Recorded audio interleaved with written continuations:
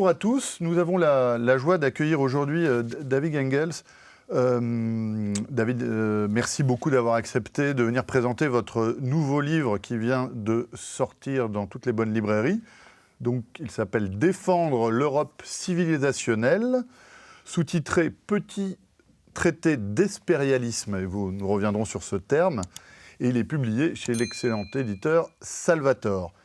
Alors David Engels, pour ceux qui ne vous connaissent pas, vous êtes, comment pourriez-vous définir, un Belge de langue allemande, oui, de langue maternelle allemande. Vous avez enseigné l'histoire dans différentes universités européennes, notamment en Pologne, où vous résidez depuis plusieurs années. Et vous vous intéressez autant à l'Antiquité qu'au conservatisme moderne. Vos sujets d'intérêt sont très larges. Et vous avez publié déjà de nombreux textes, aussi bien en français qu'en allemand, qu'en polonais même peut-être. Oui. Et donc votre livre tombe à pic, puisque nous sommes à quelques semaines, pour ne pas dire quelques jours, des élections européennes. Ma première question serait, quelle est votre définition de l'Europe? On sait que c'est un mot difficile à définir, et qui a pris aussi, dans certaines acceptions, une forme qui peut susciter d'ailleurs du rejet. Donc pour vous, l'Europe est quelque chose de fondateur. Et donc quelle serait la définition que vous nous livreriez de l'Europe? Oui, tout d'abord, merci pour l'invitation. Donc, c'est un grand plaisir d'avoir cette discussion avec vous maintenant. Et évidemment, avec cette question-là, vous me lancez déjà dans un genre de premier monologue, évidemment, parce que c'est sûr que c'est pas évident de définir en deux mots l'Europe.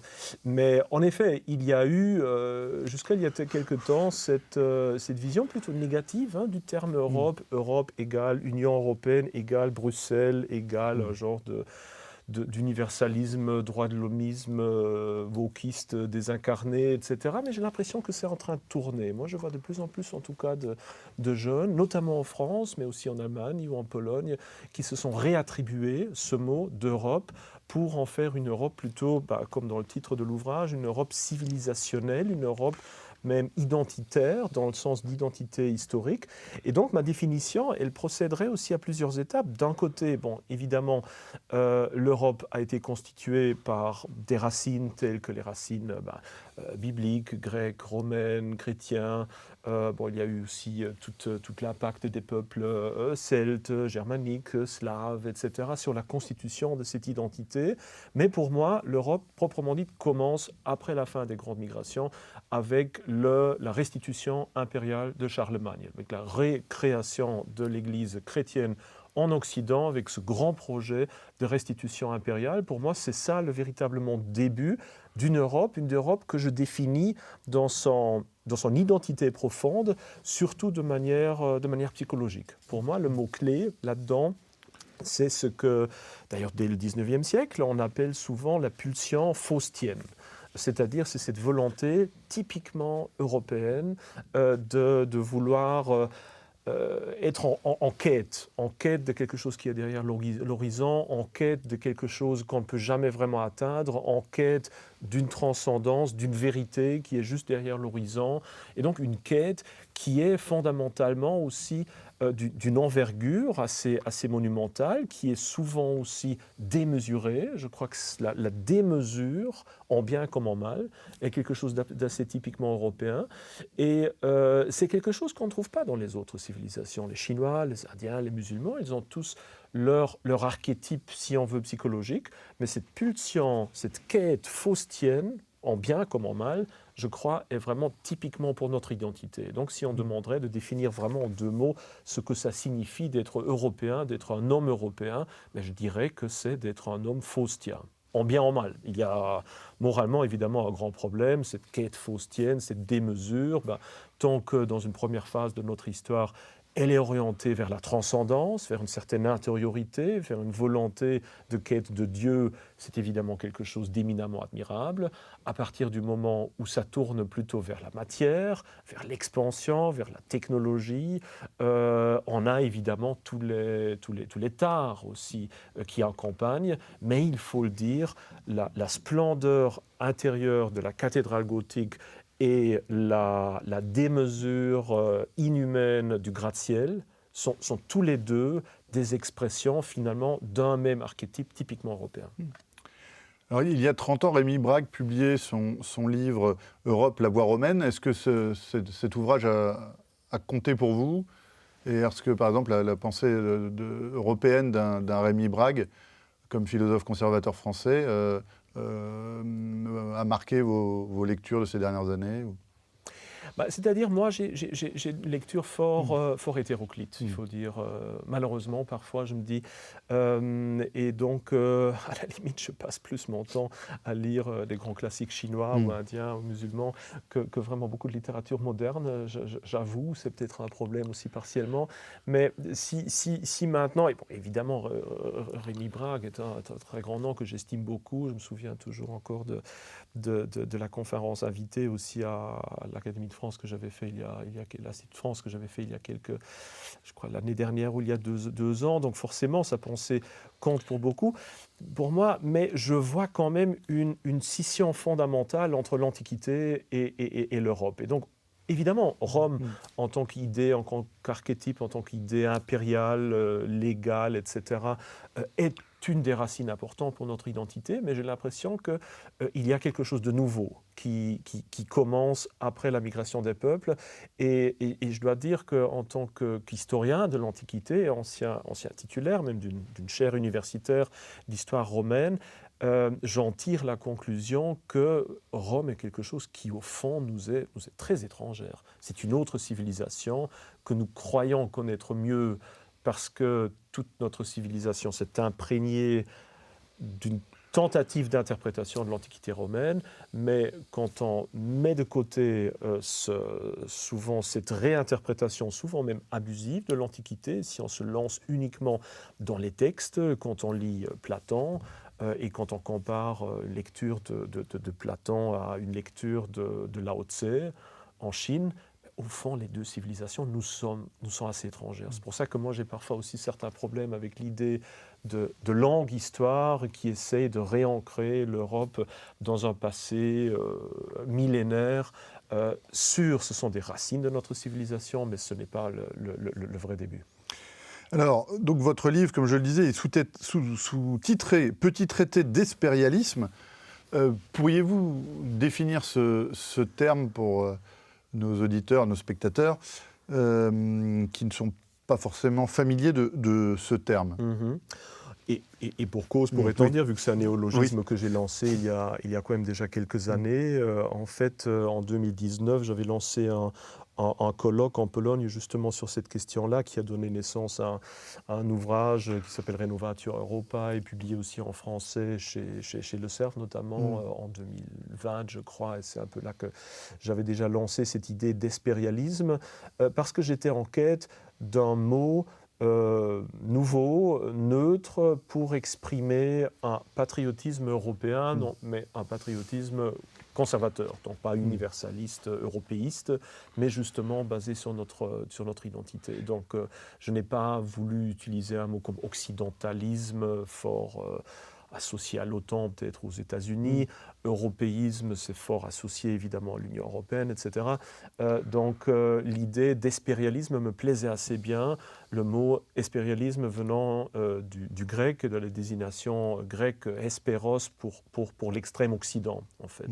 Et donc pour moi, ça semble assez bien refléter justement cette quête typique de l'homme européen, de ce qu'il y a derrière l'horizon, qui l'a poussé à idéaliser les îles des Hespérides, d'Avalon, d'Utopia, la découverte du Nouveau Monde, même le Valinor de Tolkien, toute cette quête, toute cette nostalgie de quelque chose d'inatteignable me semble assez bien reflétée par ce mot d'espérialisme, qui en gros peut être défini comme un patriotisme européen, mais conservateur, historique, identitaire. Donc cette quête de la transcendance, est-ce qu'elle n'implique pas aussi une différence entre l'Europe telle qu'elle était pensée par Robert Schuman et celle qui a pu être pensée à la même époque par Jean Monnet? Et est-ce que vous faites vous-même une différence, alors qu'on associe souvent ces deux personnages pour évoquer l'Europe contemporaine ou l'Union européenne? Oui, c'est sûr que surtout avec Schuman, on est dans des pères fondateurs d'inspiration chrétienne, d'inspiration civilisationnelle, évidemment, du projet européen. Or, c'est une approche qui a disparu de plus en plus ces dernières années. Ce qu'on a aujourd'hui à Bruxelles, c'est une Europe totalement désincarnée, qui a honte de son passé, de son identité, qui a même réussi à faire virer toute allusion à la longue histoire européenne, d'abord du projet de constitution, puis des valeurs du traité de Lisbonne. Donc c'est une Europe actuelle qui, de fait, s'oppose à sa propre identité, essaye même de nuire à cette identité. On pourrait dire que l'Union européenne, ou plutôt l'idéologie qui actuellement domine les instruments et les institutions de l'Union européenne, est presque pire ennemi de l'Europe historique. Bon, évidemment, le problème ne remonte pas seulement il y a 50 ou 60 ans. Quand on se met, une fois de plus, dans la longue durée, on voit que toute une série des problèmes auxquels on est confronté aujourd'hui ne datent pas juste de l'après-guerre, ne datent même pas de l'entre-deux-guerres, ne datent même pas de 1789. Ce sont des choses qui sont déjà ancrées parfois dans la pensée médiévale, mais à qui il a fallu des siècles pour se manifester de plus en plus. Et c'est évidemment surtout à partir de 1500 qu'on voit cette quête, ou d'abord cette pensée très unicitaire d'une Europe qui est unie politiquement par l'idée du Saint-Empire, qui est unie d'un point de vue religieux évidemment par la papauté romaine, qui est unie linguistiquement par l'utilisation du latin, éclatée dans des États-nations, dans des différentes confessions, dans des langues régionales qui émergent. Donc on a un éclatement de l'unité qui en plus est évidemment accompagné d'un humanisme qui tente de définir l'être humain non pas par sa proximité privilégiée avec la transcendance, mais uniquement par son existence ici et là. Et donc on a d'abord un humanisme qui certes a produit des choses admirables, tant qu'il était encore ancré indirectement dans la transcendance, mais qui, au fur et à mesure des siècles, s'est transformé en un genre de progressivisme, de relativisme, de nihilisme, jusqu'au moment où nous sommes aujourd'hui. C'est-à-dire qu'à la limite, cette confiance que l'humain, sa raison, des valeurs purement universalistes, abstraites, puisse créer quoi que ce soit de positif, c'est mené à l'absurde. Et là, on est arrivé au woke d'aujourd'hui. Et je crois que là, on est bientôt en bas, si on veut, de la pente. Et donc, j'ai un espoir qu'une fois qu'on arrive à ça, que le chemin sera prêt pour une redécouverte de notre tradition. Oui, parce que votre livre mélange à la fois une espérance dans une renaissance de l'Europe que vous venez de nous décrire, et en même temps un pessimisme qu'on retrouve dans la conclusion notamment, un pessimisme sur l'avenir à court terme de ce qu'est devenue la civilisation européenne. C'est-à-dire, je reste fondamentalement pessimiste car je suis déterministe historique, si on veut. Je suis fort influencé par la pensée d'Oswald Spengler. Donc je crois aussi que les civilisations sont mortelles, que les cycles des grandes civilisations, en gros, sont prédéterminés par certaines lois, que j'ai tenté de décrire dans toute une série d'autres livres. Et donc l'Europe n'y fait pas exception. Et c'est assez clair que si on adopte, comme moi je tente de le faire, non pas seulement pour l'Europe, mais aussi pour les autres civilisations, une lecture à la fois morphologique et un peu dialectique de compréhension d'un cycle civilisationnel en un genre de thèse ancrée dans la transcendance, d'antithèse de plus en plus ancrée dans le matérialisme, eh bien on a à la fin une courte phase, si on veut, de synthèse, de retour conscient à la tradition, mais ce n'est pas un véritable renouveau. C'est-à-dire, pour moi, je ne pense pas les civilisations en cycle qui se répètent ou après la fin, on a un renouveau. Non, la synthèse d'une civilisation, et je crois qu'on s'en approche, est le point final. Le point final qui, néanmoins, avec les derniers mots, donne sens à l'entièreté du texte, qui le réinterprète, si on veut, qui lui donne un sens, mais qui aussi sa clôture. Et c'est évidemment nécessaire. Chaque phrase a besoin d'une fin pour qu'on comprenne de quoi il s'agit. Il a besoin d'un point final. Et c'est ça qui complète une civilisation et qui lui permet évidemment de se constituer, du moins rétrospectivement, une identité canonisée qu'elle peut transférer à d'autres civilisations. C'est un peu ça, ce moment-là, qui, à mon avis, est en train de s'approcher tout doucement. D'ailleurs, parmi beaucoup de jeunes, je vois cette volonté d'un retour vraiment rationnel à la tradition, un réancrage, un réenracinement des amours par rapport à un prétendu humanisme, universalisme, etc. Mais je ne crois pas que c'est un moment de vrai renouveau. Donc je suis à la fois pessimiste parce que cette civilisation européenne, elle est mortelle, elle va rentrer après cette phase-là dans un genre de pétrification, de fossilisation tel que l'Empire romain, mais néanmoins, on a besoin de cette phase-là pour de nouveau réinterpréter et donner un sens rétrospectif à notre civilisation et surtout la conserver pour les siècles à venir et la transmettre à d'autres civilisations dans le futur. Donc c'est un moment très important, mais que je vois donc avec, comme vous l'avez dit, avec des sentiments un peu mélangés. Donc d'un côté, il y a une attente positive, d'un autre côté, je ne me fais aucune illusion que ce sera le point final.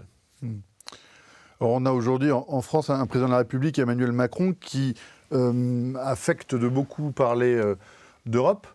Mais peut-on vraiment parler d'Europe en faisant abstraction d'abord de ses racines chrétiennes et ensuite en ne remettant pas en cause une fascination à la fois pour le lien transatlantique et à la fois pour le lien transméditerranéen. C'est-à-dire que est-ce que l'Europe que défend Emmanuel Macron est-elle vraiment européenne ? Ça dépend maintenant si on veut avoir un point de vue purement descriptif ou normatif. C'est sûr qu'une grande partie même des déviances, voire des perversions de l'identité européenne d'aujourd'hui ont des racines qui remontent très loin. Donc, je veux dire, c'est difficile de dire que l'Europe, même dans son autodestruction, ne procède pas d'une manière typiquement européenne à cette autodestruction. Ça ne vient pas de l'extérieur, ce n'est pas un virus qui vient de l'extérieur et qui suffirait d'éjecter, et là, subitement, on retrouve notre santé. Non, finalement, on est juste dans la conséquence ultime de choses qu'on a déjà mises en place, qu'on a décrites depuis parfois des siècles. Donc, il y a une nature européenne à notre propre autodestruction. Maintenant, c'est sûr que cela mène à l'autodestruction et on le voit de plus en plus qu'une définition désincarnée, non chrétienne, uniquement basée sur cette deuxième phase, donc antithétique, rationaliste, pseudo-humaniste, universaliste, fait partie de notre héritage, mais nous mène à l'absurde. Et c'est ça qui est en train de se passer. Et cette Europe-là, elle n'a pas vraiment de futur. C'est très clair. Et cette Europe que défend Emmanuel Macron, il n'est pas le seul. Regardez partout maintenant, même dans le pays où j'habite, en Pologne, avec Donald Tusk, ou avec Olaf Scholz, ou même avec Rishi Sunak, on est là vraiment dans une définition identitaire suicidaire, si on veut, qui a une certaine tradition, mais qui néanmoins va nous mener à l'abîme.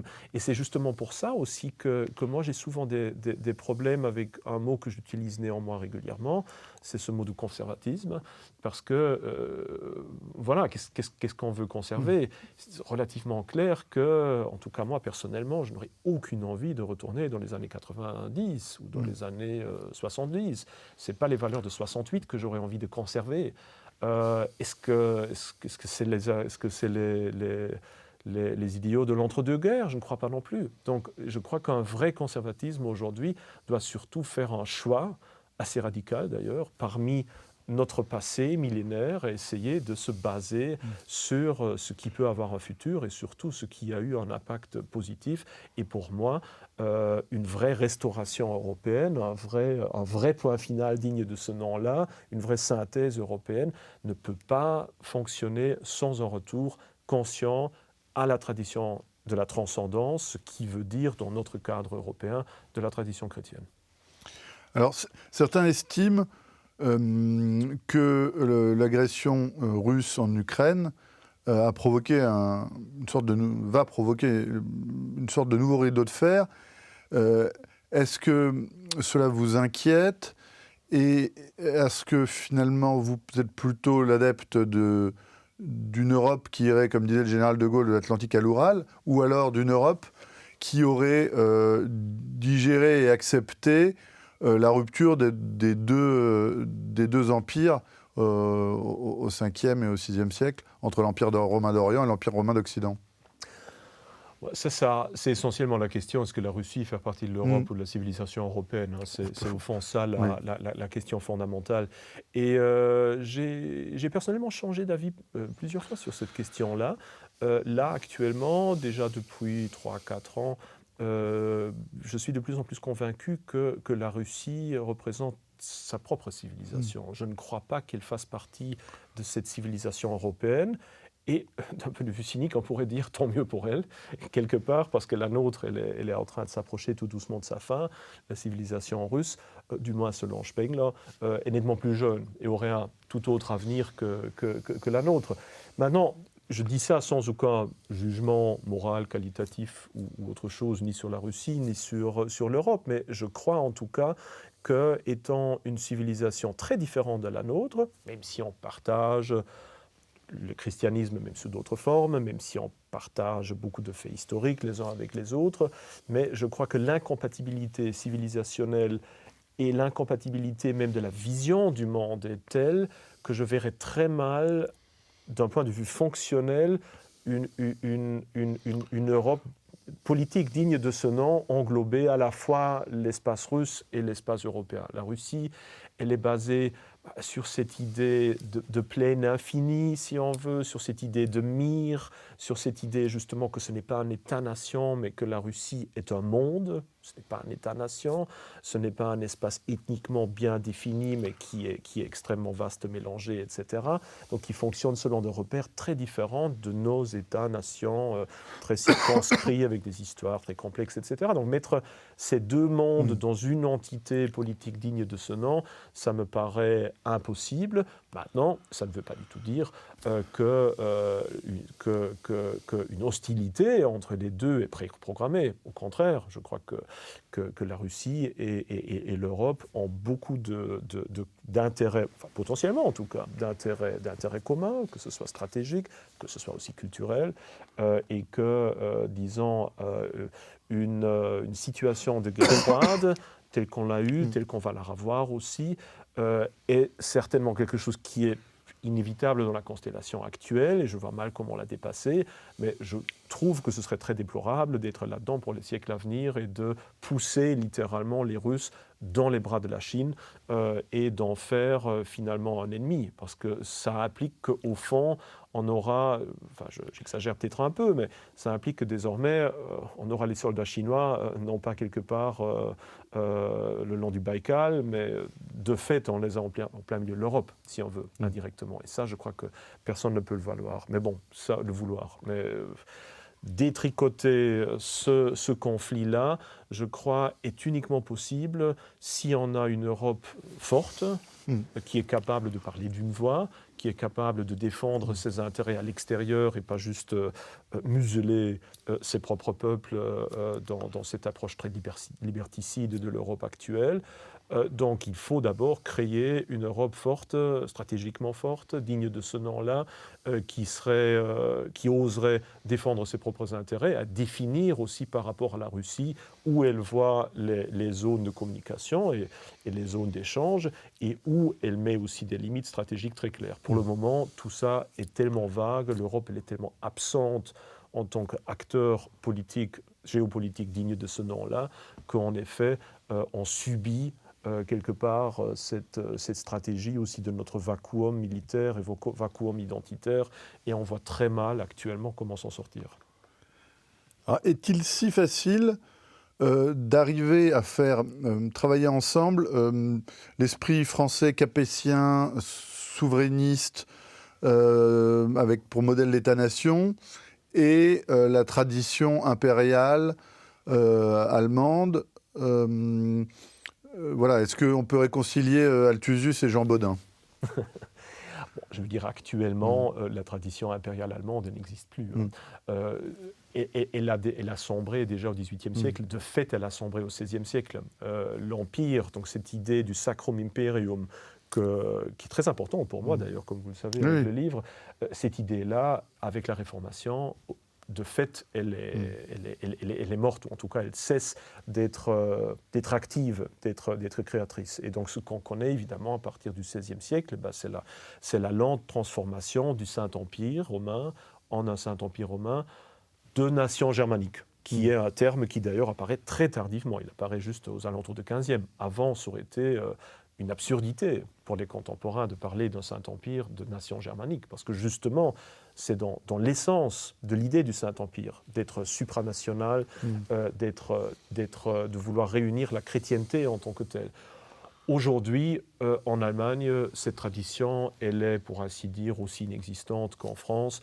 L'Allemagne est désormais un État-nation qui a malheureusement des grandes difficultés de renouer justement avec ce passé de Saint-Empire. Donc, c'est-à-dire cette idée de concevoir la coopération européenne, non pas selon des lignes kantiennes, purement abstraites, universalistes, humanistes, etc., telles qu'on trouve maintenant à Bruxelles, mais plutôt selon précisément le modèle du Saint-Empire, qui veut dire qu'une Europe forte vers l'extérieur, qui défend ses intérêts stratégiques, qui défend ses frontières, qui a une défense commune, qui règle du moins certaines communications, certaines comptabilités à l'intérieur, ou compatibilités à l'intérieur, mais qui, à part ça, permet une très grande subsidiarité à l'intérieur. Et ça, c'était typique pour le Saint-Empire, et je crois que c'est vers ça qu'on devrait tendre de nouveau dans la construction européenne, forte vers l'extérieur, mais très libre et subsidiaire vers l'intérieur. Au plan juridique, vous plaidez finalement pour une sorte de confédération d'États-nations. Vous savez, en tant qu'historien, j'avoue que je suis devenu fort cynique en ce qui concerne les mots techniques, qu'on appelle quelque chose fédération, confédération, union, ça dépend ce qu'on veut mettre dedans. Ce qui est sûr, c'est que dans ma vision des choses, comment dire, je serais pour une Europe très forte vers l'extérieur, avec un certain abandon aussi de compétences importantes, notamment dans le domaine de la politique étrangère et aussi d'une défense commune et d'une protection des frontières. Je crois que là, il nous faut nettement plus qu'une vague confédération, mais vers l'intérieur, vers quelque chose de très, très, très libre. Donc, à la limite, on pourrait dire, oui, confédération vers l'intérieur, mais union forte, voire empire, vers l'extérieur. Et je crois que c'est ça qu'il faut. Et il me semble, en tout cas, que quand je vois les soucis de la plupart des citoyens, mais c'est précisément ce qu'ils veulent. Ils veulent qu'enfin les frontières méditerranéennes soient défendues de l'Europe et qu'on n'ait pas justement une Bruxelles qui impose à la limite cette ouverture des frontières, mais qui au contraire aide les États-nations et qui crée aussi une vraie solidarité, car c'est évident qu'une nation comme la France ou l'Italie, qui a une grande frontière vers la Méditerranée, a besoin d'un autre type de support et de solidarité de nations situées à l'intérieur de l'Union européenne qu'une Tchéquie qui, elle, n'a au fond rien à faire avec une frontière méditerranéenne. C'est sûr qu'il faut un effort commun pour tout cela et qu'il faut donc un certain abandon de certaines compétences pour protéger l'ensemble. Moi, je dirais que pour moi, en tout cas, c'est un peu simpliste, mais je dirais qu'il faut transférer à une Europe future toutes les compétences nécessaires à la survie de la civilisation européenne en tant que telle. Ça, c'est quelque chose qui doit avoir la priorité, tandis que ce qui est des ressorts, disons, purement nationaux, qui n'est pas important pour la survie de tous, ça c'est quelque chose qui ne doit certainement pas être réglé à Bruxelles. Oui, Schuman parlait de l'Europe des solidarités concrètes. Voilà. Maintenant, il y a un problème évidemment avec tout ça, parce que bon, les institutions c'est une chose, mais les institutions c'est pas le problème fondamental. Vous pouvez avoir et pas seulement dans l'Union européenne, enfin, chaque auditeur connaît, s'il travaille, s'il s'engage dans des petites sociétés, dans des quoi que ce soit comme groupe finalement entre êtres humains, vous pouvez avoir des statuts extrêmement mal faits, mais à partir du moment où vous avez tous le même idéal, que vous avez des gens qui sont fonctionnels, qui sont efficaces, etc., même si les statuts sont nuls, on peut faire du très bon travail. Et d'un autre côté, vous pouvez avoir des statuts admirables, mais si vous avez des gens qui se détestent mutuellement, ça va mener la chose à l'abîme. Donc le problème, ce ne sont pas nécessairement les institutions européennes. L'important, c'est l'esprit qui les anime, c'est la politique culturelle, c'est la création d'une vraie identité européenne qui est justement pas une identité européiste, mais qui est une identité véritablement historique, patriotique, traditionnaliste, dans le meilleur des sens. Et je crois que c'est surtout là-dessus qu'il faut œuvrer. À partir du moment où on peut assurer qu'à la fois les élites politiques, ou en tout cas ceux qui importent, et les citoyens ont compris ou ont de nouveau embrassé cette identité qui existe, mais qui est mise de côté, voire bannie ou honnie ou discréditée par l'Union européenne, une fois qu'on retrouvera ça, beaucoup de choses deviendront très logiques. Et les mêmes institutions européennes qui actuellement peuvent être des instruments de déconstruction de notre identité, les mêmes institutions pourraient devenir des instruments très intéressants de reconstruction de cette identité-là. Et je crois que ça, c'est quelque chose que, malheureusement, beaucoup de personnes, surtout dans le domaine de la droite politique, quelque part, ne voient pas que ce n'est pas nécessairement les institutions. D'ailleurs, on l'a bien vu avec le Brexit. Le fait qu'une nation sorte de l'Union européenne, au fond, qu'est-ce que ça a changé au Royaume-Uni? Économiquement, ça ne va pas fondamentalement mieux ni moins bien, donc en gros c'est la même chose. Et d'un point de vue culturel, le problème de migration de masse est exactement le problème. Le problème de la culture woke est pire que jamais. Donc en gros, ça n'a changé strictement rien à cette marche vers l'autodestruction identitaire du Royaume-Uni. Donc c'est pour ça que moi je ne crois pas du Frexit, dans le démantèlement d'une Union européenne, mais je crois plutôt qu'il faut travailler dans le domaine métapolitique culturel, ça doit être une priorité, et l'autre doit plutôt être la subversion intérieure de l'Union européenne et son utilisation en tant qu'instrument de reconstruction identitaire. Écoutez, ça a le mérite d'être très clair, et donc je ne peux que renvoyer les lecteurs à votre nouveau livre de David Engels, donc Défendre l'Europe civilisationnelle, petit traité d'espérialisme, et merci encore d'être venu présenter ce livre aux téléspectateurs d'Omerta. Merci bien de l'invitation.